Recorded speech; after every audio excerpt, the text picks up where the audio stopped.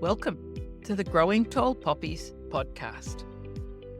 I'm your host, Dr. Nat Green, and I'm so excited to have you join me as we discuss what it means to navigate your way through post-traumatic growth and not just survive, but to thrive after trauma. Through our podcast, we will explore ways for you to create a life filled with greater purpose, self-awareness, and a deep inner peace. Through integrating the many years of knowledge and professional experience, as well as the wisdom of those who have experienced trauma firsthand, we will combine psychology, accelerated approaches, coaching, and personal experience to assist you to learn, to grow, and to thrive. I hope to empower you to create deeper awareness and understanding and stronger connections with yourself and with others, whilst also paving the way for those who have experienced trauma and adversity to reduce their suffering and become the very best versions of themselves in order to thrive. Thank you so much for joining me on today's episode. I'm super excited and grateful today to bring you our next guest on the Growing Tall Poppies podcast. It's my absolute pleasure and privilege to welcome an amazing lady who I have actually had the privilege of knowing since we were in year 6 at primary school. Whew, that's a little while, I know. And as we've gone through the years and life, we've been lifing together and separately, and things have gone on. She has certainly experienced and overcome some huge amounts of trauma and adversity throughout her life, and has agreed to come and chat with us today about her personal and professional experience. So let me start by welcoming Karla Warwick. Thank you, Nat. I'm really pleased to be on the show. I'm so excited. Oh, so am I. So Karla has a background in marketing and communications and has also recently become a Commonwealth registered marriage celebrant. So let's start with you giving us a brief introduction of who you are and what you do in the world these days. Gosh, yeah, that's been the big question I've been asking myself over the last, especially 12 months now. So who I am, I guess I'm defined in different ways. So yes, I've had a marketing, media and comms background. I've been doing that for quite a long time. If I tell you how long, that will age us both, won't it? So I won't say too much, but it's been considerable time. I am the mother of 3 children and the stepmother of 1. And I am enjoying a stage of my life where my children are grown and are amazing adults. And so I get to spend lots of great time with my husband and my dog, living in what I consider to be the most amazing part of one of the most amazing parts of the country, which is Brisbane. We might beg to differ on the most amazing parts. I'm glad you clarified one of. So I know you've done a huge variety of things throughout your career. So I know that we're not just going to look today at career, but let's start with the sort of work you've done throughout life. Yeah, sure. I've been a journalist. I've worked as a marketing manager for a council, for a TAFE institute. I've worked in a couple of different departments at the Australian government level. So I've worked for the Department of Defence, what used to be called Human Services. And it's been a really privileged role because both as a journalist and then in my job with the Australian government, I've worked with ministers and prime ministers. I've organised national events. I have been at the forefront of some pretty important things for the country's history. And when you're in the middle of something like that, you do what you need to do because that's your job. But when then you look back, you realise just how absolutely privileged you are. I've been through parts of Parliament House that not everybody can see, and it's the most magnificent building. And it's just been the most incredible career. Which was all accidental in a way. I've never been really deliberate about my career. I've just taken opportunities that they've come and I've fallen into the most amazing experiences. Yeah, you certainly had a wide variety of experience, and no doubt you've learned lots and lots of things, both good and bad, and both challenging and not so challenging along the way. So I'm just wondering, how, like you said, you're a mum of 3 beautiful children and stepmom to 1 beautiful child. They're all adults now, they're not children. And you identified as a wife, a partner, a mum, and also in the marketing communications side of things. So, how have you managed to juggle all of those various roles? Yeah, that's a really interesting question because I look back now and I wonder how I did it. I have quite a few postgraduate qualifications. I was working full time with 3 children while I was completing those. And my children have all had varying degrees of challenges in their lives, different to what you would normally expect raising children. So I've got a child who's neurodivergent. We've dealt with a whole range of mental ill health. So there's been eating disorders, cutting, suicide ideation, the most incredible challenges.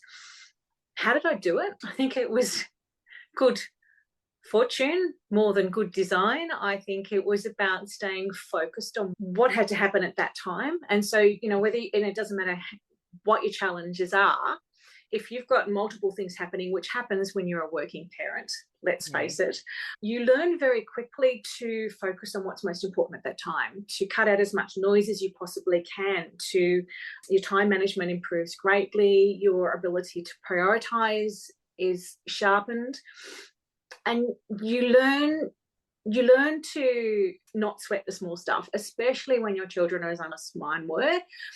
Some of the things that other parents might get really worked up about with their children, I'd go, I don't really care, because you know what? Today they haven't tried to suicide. Today they ate. Today they didn't cut themselves. Today they went to school. And so if my child isn't the best at sport or doesn't get the top of the class, today my child is happy. And to me, that is the most important thing. So I think it's a whole range of different things, but it's about perspective and about maintaining focus on what you think is most important, and then digging really deep, because there have been some days, especially when my son was really unwell, where I had to, at the end of my day, say, what are the 3 things that today were great about today? And depending on the day, it was really hard to dig. But if it was, I got to eat chocolate uninterrupted today, that was one of my top 3 things. And I do know that chocolate is one of your top thing, to Absolutely. be honest, if I remember correctly.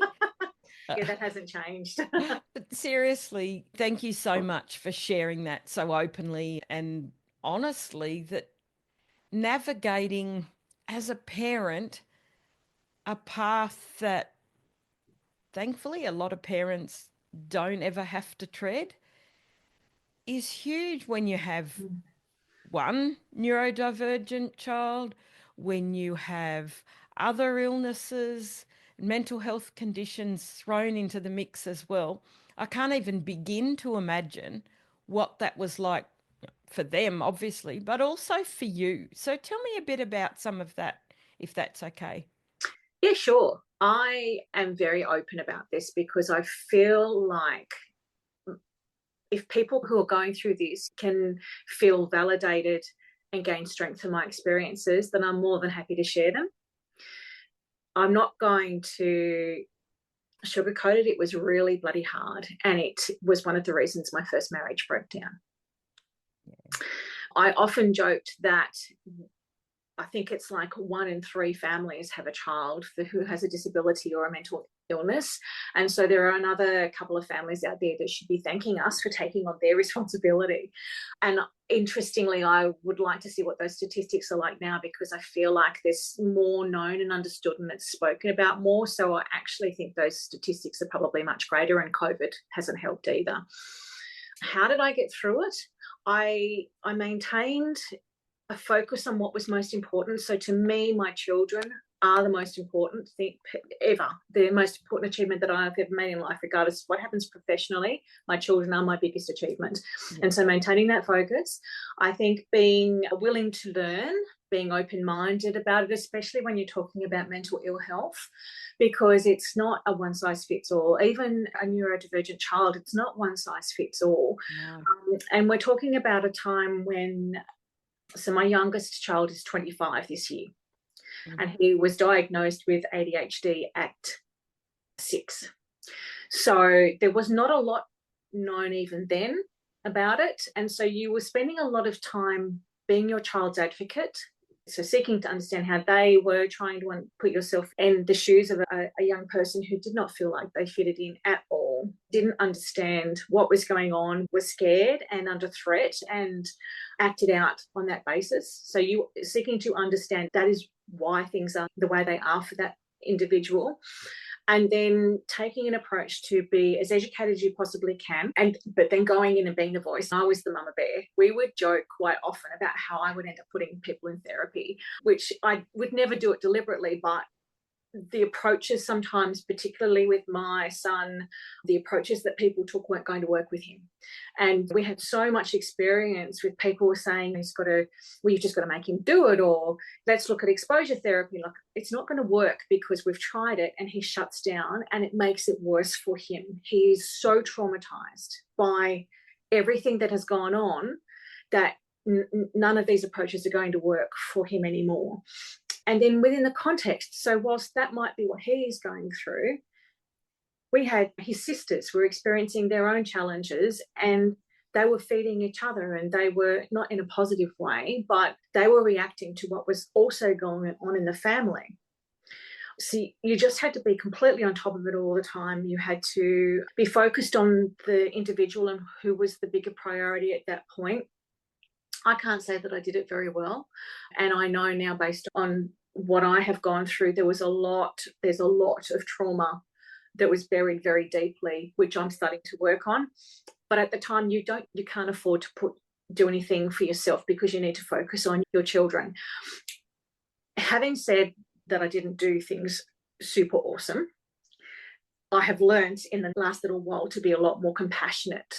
I was young. I had my first child, I think I was 26. So that's very young. You don't get the book on how to parent. No. I didn't have any family close by that could support me in that. There were circumstances where we didn't understand what was going on with our children. Others didn't understand. The amount of times that I was judged because my child was a naughty little boy, yes, and can't I parent them properly? So actually, hang on, you come walk in my shoes, because it's not just ADHD. There were other things as well. And as an adult, further things have been diagnosed, which I tried to get when he was younger, but couldn't get a diagnosis. It's no wonder he was the way he was. And judging doesn't help. It doesn't help the parent, and it certainly doesn't help the young person who's experiencing that. I love that you articulated that, Karla, because honestly, we see that so often. And in my role, when I was working one-to-one with children and adolescents and families as a psychologist, oh my goodness, so often we would hear the story reflected back that I was at the shopping centre, and of course for a child who's autistic or has ADHD, there were so many triggers in a shopping centre, but you had no one else to look after them. You take them in, and it's no wonder their behaviour is because they're trying to communicate what's going on, and the amount of judgment. It's absolutely horrendous. And I think I take my hat off to any parent who advocates beautifully for their child, because someone has to do it. That's right. You need to be their voice. We just don't understand it the way that we need to. It's definitely improving, as you said. It's definitely getting better than what it was back then, but we still have so much to learn. So tell us what else you learned in that journey that might help people who are navigating that right now. I think, as I said, and I learned it late, be kind to yourself. And that is the one thing I wish I had done more of when I was younger, because you don't know. You don't know. No one knows. It's just an unknown territory. But yeah, definitely the advocating, definitely seeking to understand, not so that you can have a label for your child, but so that you can help them live in a world that they might feel that is foreign to them. So what are the skills and what's the opportunities that I can make available to my child to help them function? So my view was, always joked, parenting is strategic, and it absolutely is. So you're going to have these interactions and children act out, at home because that's where they test where things are safe. That's the safe environment for them. And then they take the skills that they learn in the home out into society. And when you have children who, like my son, can't cope, they get overwhelmed really easily. They find it difficult to express how they're feeling. They're bullied because they're different. Then you've got to help them develop the skills that they can then become a functioning adult in society. Yeah. And you've got to fight for them, because at the time that this was happening, NDIS didn't exist. Yeah. So a lot of this stuff was left to either the public health system, which has never been well resourced, and you would see someone for a couple of weeks and then they'd leave and a new person would come in, and you have to keep retelling the story over and over again. So the other thing I'd say is, for anybody who is in an area where they're able to work with families and children who are experiencing trauma as a result of disability or mental ill health, be very careful about re-traumatizing people, because the amount of times my children had to go back and talk again about what's going on and how they're feeling, and I had to go in and do the same thing, and people would not, without any history, would try and force these treatments on them when I would say it's not going to work. And then they think I was the overbearing, bossy mother who didn't really care what was going on with the child. Actually, it isn't. I know my child well, and you need to trust that we know what's worked and what hasn't, and start from where the client or the patient, or whatever the description is, start from where they are. Yes. And where the parent is, not from where you think things should be. Oh, gold nugget right there. And so many, and who better to ask than the people who've experienced it? Yeah. We need to listen more. And yes, you're navigating that path and advocating for them to the best of your ability. And as you said, you didn't get it right every time. You certainly didn't get it perfect. There is no rule book, particularly when you have not one, not two, but three children with different challenges and varying degrees of challenges. And that takes an impact on you, on them, your relationship, and undoubtedly your work. So how did you navigate the relationship side of things with everyone in your life? Some relationships disappeared. I'm very fortunate that even though it was one of the reasons that my first marriage ended, that we both are still quite close, good friends. I'm very fond of my first husband. I just don't want to be married to him anymore because I've got a second husband, and that's not legal in Australia. I think it's because at that time too, we remained focused on what's most important. And for us, for me, I wanted my children to see that just because their mum and dad didn't love each other anymore didn't mean that we didn't care for each other and respect each other. And I think that is especially important when you have children who are already mentally unwell. They don't need the angst and the trauma that can sometimes happen when a marriage breaks down. Absolutely. So I just remained focused on that. And I think what I learned from that in a broader sense with relationships is your first reaction to somebody because of their behaviour needs to be checked, because you don't know what's going on in their lives. You don't know how they're feeling mentally. You don't know whether they're neurodivergent. So whilst you might respond or behave in a certain way that is different to the way that they're doing it, doesn't mean one's right or wrong, but you need to make the effort to seek to understand the individual and their motivations, because that's how you build really good relationships. And I've taken that into my work, definitely. I've managed people who've had difficult circumstances with their own children, or they're not well. I've got a couple of people in a team that I work with now who are neurodivergent. So the experiences that I had raising children, like the children that I had, has actually made me better at relationships, I think, generally in the workplace, and I feel like it has actually made me a better leader. Excellent. And I think you also touched a while ago on compassion. So no doubt by going through what you experienced and walking in those shoes and seeing other people treading similar paths, but understanding that they will have their own experiences, that compassion will have come in. Yeah. I may not have exactly been where they are, but I've been a lot of places with the things that I have seen and been through with my children. I had to make a decision to put one in an adolescent mental health facility for some time. That's a really tough call to make as a parent. One of the decisions I regret now, because he came out worse. But you do what you think is right at the time. And so having had all those experiences, I think then I can demonstrate that compassion that you've talked about when it comes to just anybody with the challenges that they're facing in their own lives. And I've also learned from my own experiences that if you can just be compassionate towards somebody in the workplace and hold space for them when they need it, when they're not having a great time, you can make such a significant difference to their lives, to their working lives, and to their lives in general. And look, I don't think you can do too much of that in this world. No, I completely agree.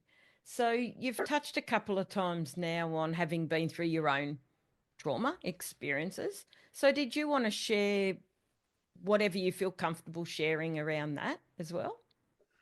So I think the interesting thing is that with trauma is that it can sneak up on you, bite you when you least expect it, and that it can be a slow burn over a lifetime.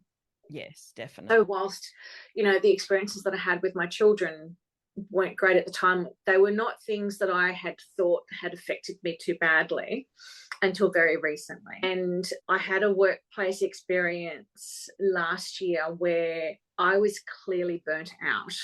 And the burnout came for a number of different reasons. It was the pace that I'd worked, pretty intensive environment, high demand, high tempo, and I had been doing it for quite a long time.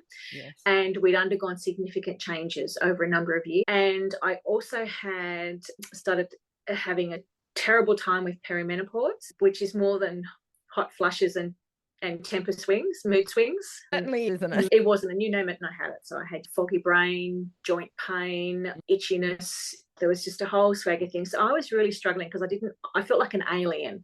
It was the things that were going on was like, this is not me. What is going on here? And it was really quite difficult.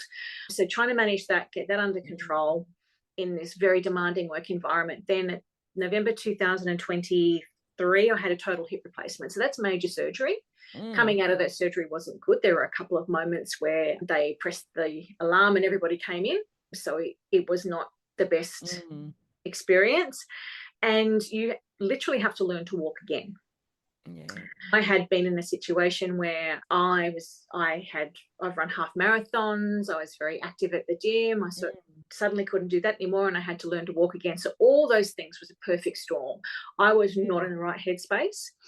And then the interaction at the time with my supervisor was not appropriate for the situation that I was in. And I basically went off work for 6 months and got to the point where I couldn't get off the lounge. I just couldn't. I was mentally and physically totally stuffed, could not function, couldn't get off the lounge.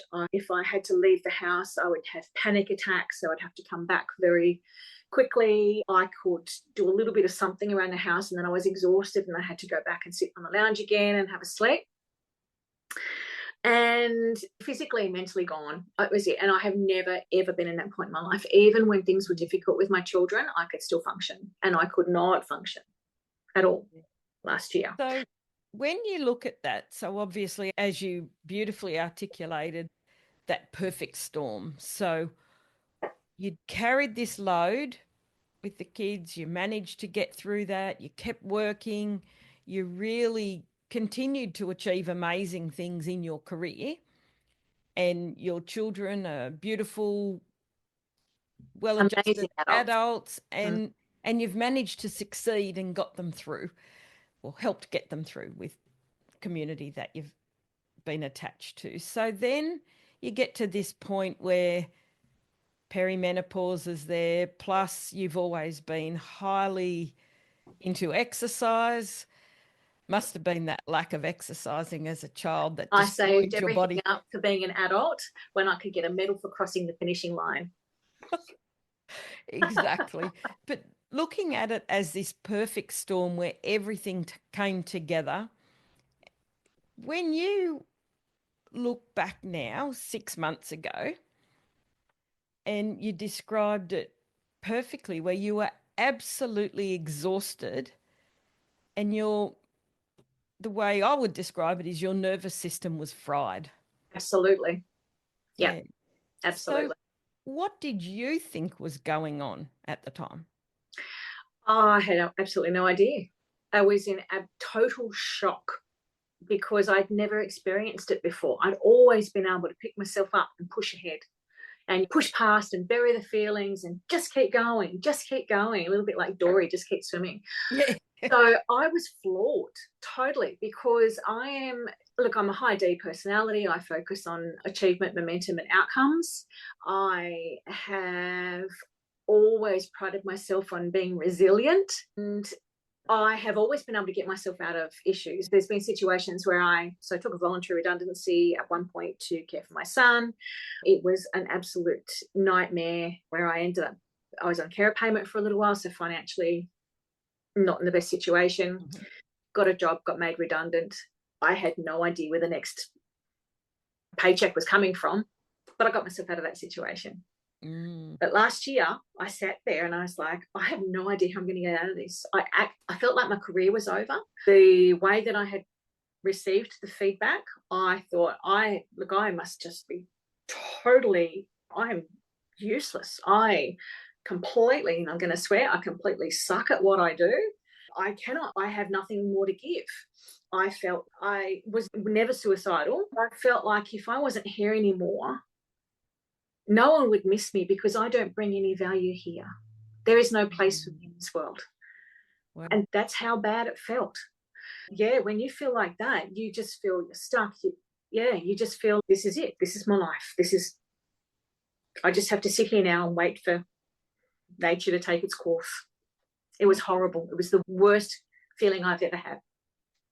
Yeah. So I think, thank you firstly for sharing that, for opening up so vulnerably, because I know as a high achieving professional, Yeah. it's the complete opposite to what you've always aligned with, the whole identity that you had all these challenges raising kids, yet you persevered and you came through it and got them through it. You've had a marriage breakdown, but you got through it and you moved forward. And suddenly you're on a lounge, unable to do anything. And I know we chatted a couple of those days and you barely could even speak Yeah. some days. Yeah. So when you look now, what do you think was some of the key components to moving out of that? Or was there a powerful moment or milestone that stands out for you as to how you got yourself out of that? Got out of it. I think I guess it sounded terrible and it was the worst and I would never wish it on anybody, but I'm really grateful that I had that experience because I think that's the magic happens then. Yes. The magic happens when you are feeling totally destroyed and you have to rebuild. So it taught me to stop, and all the things that I had been ignoring all these years, I had to pay attention to, and I had to go back to basics, and that was listening to my body and my brain because they were fried, they were working in sync, and stuff that I had intellectually understood because I've loved this stuff for so long, I had not internalized or built it into into my being. So I had to go back to basics. So that was a really pivotal moment for me because I was forced to face things the way they were for me at that point and to meet myself where I was and accept it. Interesting.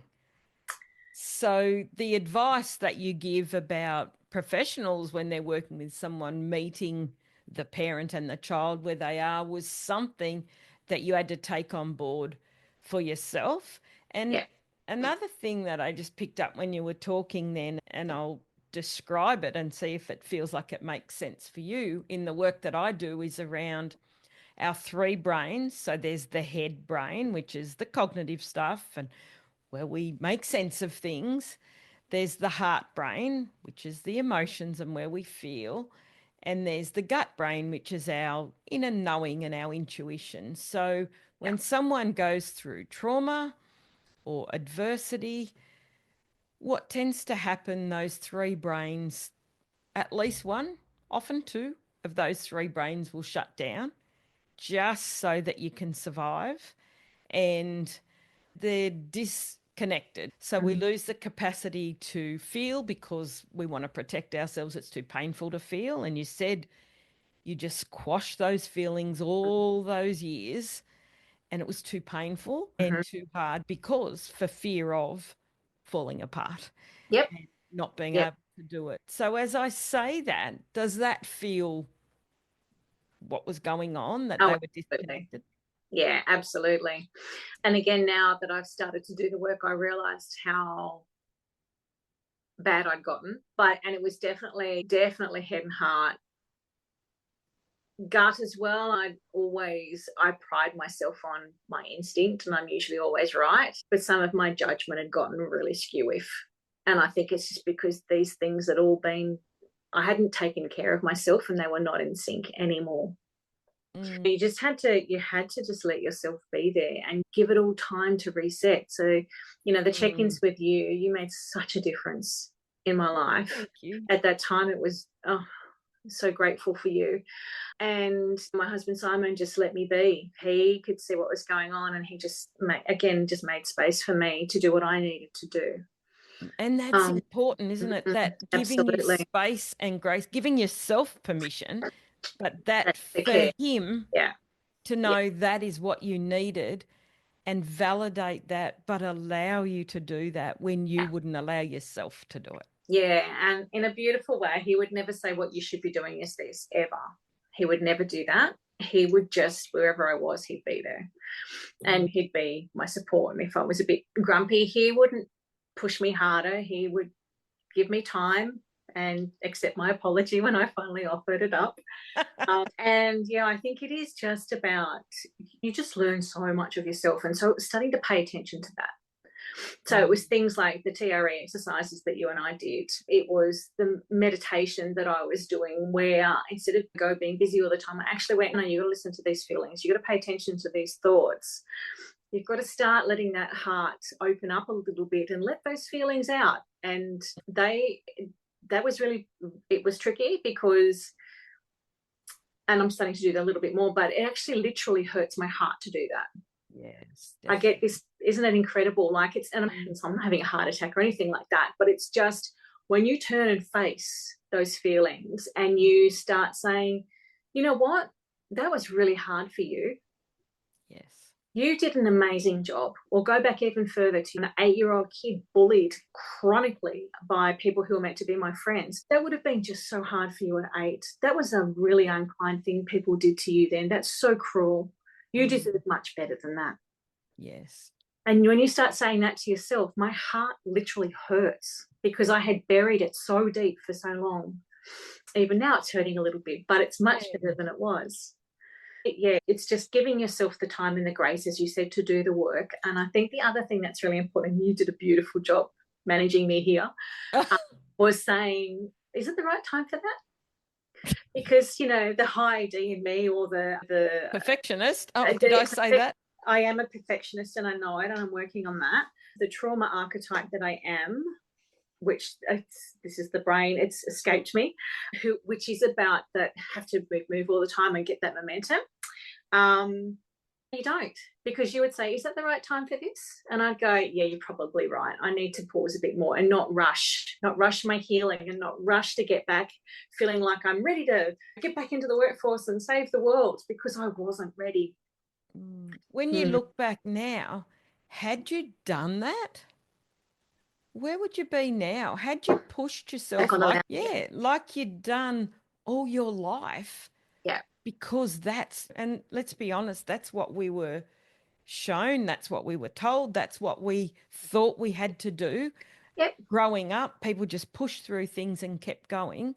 Yeah. And it's only now, with things that have been learnt and the understanding of our nervous systems and somatic work, that we can go, hang on, we owe it to ourselves, our families, the people that we love and that love us back, that we need to really do the work on ourselves to move forward. I take my hat off to you because you did the work. Yes, okay, you needed a little bit of adjustment along the way, but don't we all? None of us are perfect. And I just wanted to do a big shout out to you here that Karla, for those of you listening, is the amazing editor of the Break Your Trauma Cycle book.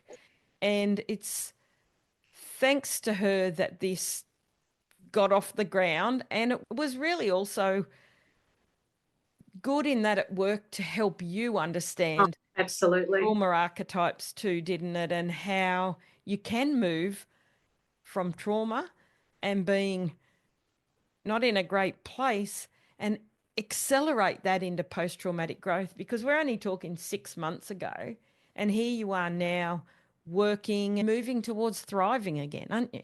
Yeah, absolutely. And I think you're right. In the book, the work that you do taught me so much about myself. Working on the book with you saved me, because it made me realize that I'm actually not totally bad at what I do. I don't completely suck. I actually have some skills. And it was also reconnecting with things that give me passion and joy.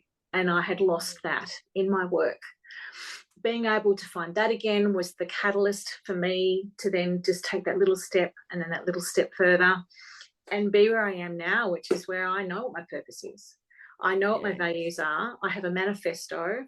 I am clear on where I'm heading, but I also know that I still have things that I need to do to care for myself. So that's that self-compassion. I was away last week for work and it completely floored me. So I have to remember that I'm not yet ready to be the person who's going to go and shove on the cape and take over the world and save everything. Not today. Not today. Tomorrow, maybe. I am human, and that is beautiful. And that means I need to stop and look after me as well. Oh, I love that so much. And I think there is so much we can all learn from that. As you said, it sounds a bit weird that the trauma taught you so much and there was this gift, but it's what all our guests report. It's what I've noticed myself, that as awful as it is, and we don't wish trauma on anyone, but life happens and things happen, and we are able to see gifts when we look closely enough Yeah. that it's given you the capacity to slow down, Yeah.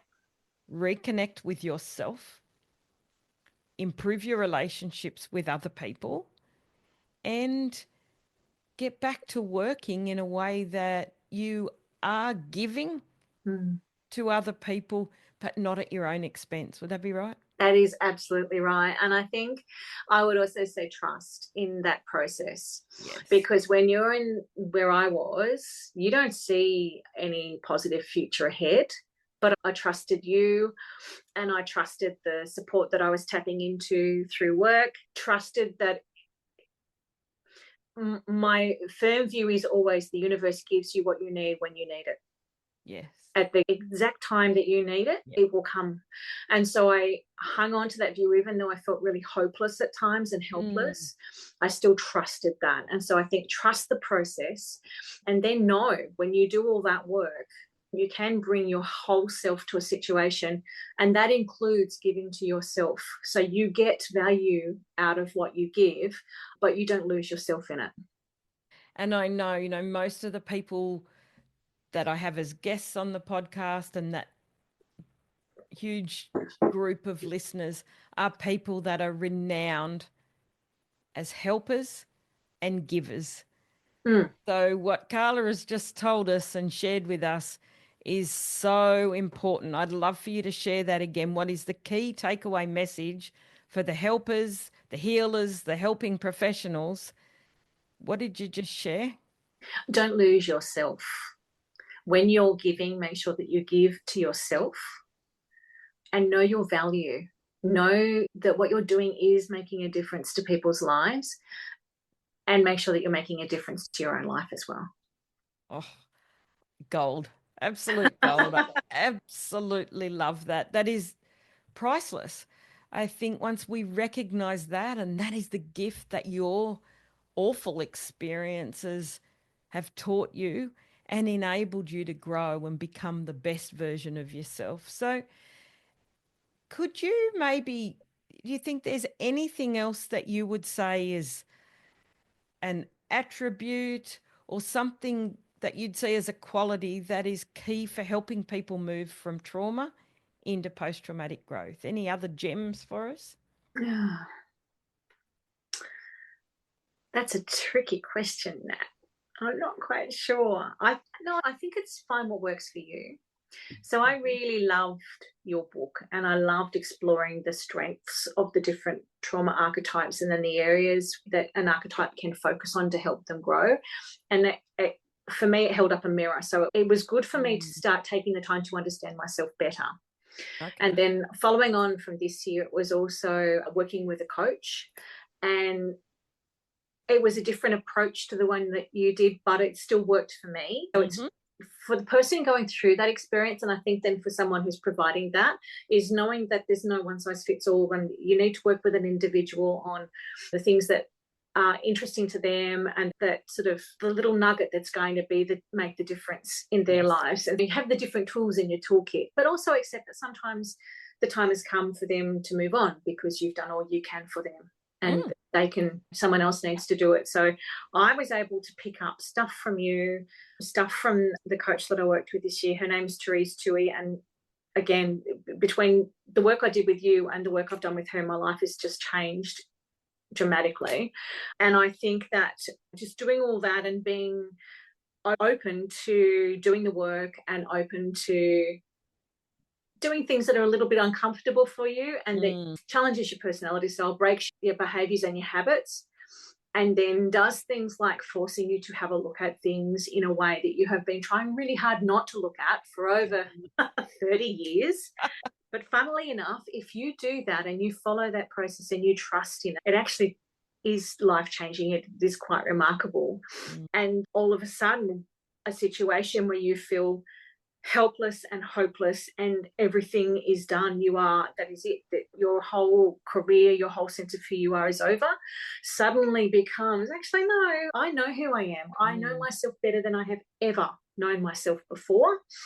I know firmly what I bring.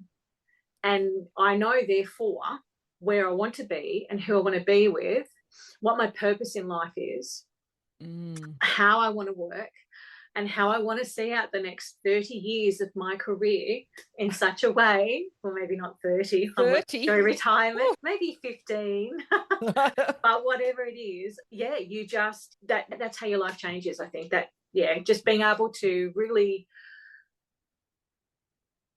give yourself the time and the space to connect with who you really are and do the work. And, you won't regret it. I love that. Yeah. Such wise, resilient, sage advice, that one. Fancy that. Fancy me being a sage. Yes. And again, working out what you need and being willing to do the work are key. So I know that you've recently got some very exciting news about some additional areas that you're paying things forward with because of, some of the experiences you've had in your life. So as we move to wrapping this conversation up, tell us a little bit about that, and where can our listeners find out more about you and find you online? So my purpose is to enrich lives. And that is not through grand gestures, but that's in everyday interactions. So if I can make someone stay and then they can make someone stay, then we can affect change in a really powerful way. And so when I make decisions about where I'm going to put my energy, that's what I decide. Is this going to enrich someone's life? And is that going to then inspire them to do that with someone else? Yeah. So very recently I became a registered marriage celebrant, because I do, even though things didn't work out as I would have liked the first time, I firmly believe in love and I firmly believe in marriage. So if I can help a couple have a ceremony that reflects their personalities and their journeys and make it a memorable day for them, then for me, that just brings the happiness to my life that I hadn't been getting it in other parts professionally. I am going to start looking at ways that I can use my experience with my children to recognize what parents are going through, to give them an opportunity to express how they're feeling. And if I can then affect change in a more robust way through policy and even just raising awareness, then I'm going to start doing that as well. So in terms of where people can find me, my celebrant business is called Celebrant Karla. So it's celebrant Karla with K.com.au. And in terms of whether people would be interested in me speaking about my experience and then learning from that, then just look for me on LinkedIn. Okay. And I'll put all those links and information in the show notes. Yes. So thank you so much. Now, I do like to often finish with a question. And I'd like to ask you, Karla, what do you think your younger self would think of what you've achieved today?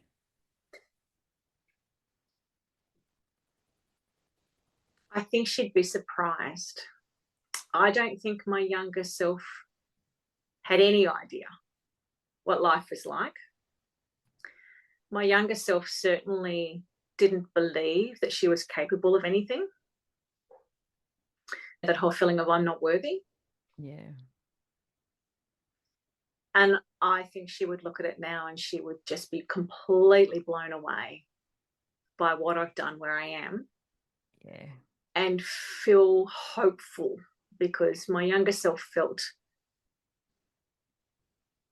not very loved and not much needed in the world. And I think she would look at me now and go, that's turned out really well for you, hasn't it? I'm pretty proud of you. And can I just say that I'm extremely proud of you too. You're beautiful. Thank you. What you have achieved, particularly in this last 6 months from where you were only 6 months ago, is phenomenal. And it just gives so much hope. So thank you so much for sharing your wisdom, your journey and everything with all our listeners today. I'm really grateful, and it's been an absolute pleasure chatting with you today. Thank you.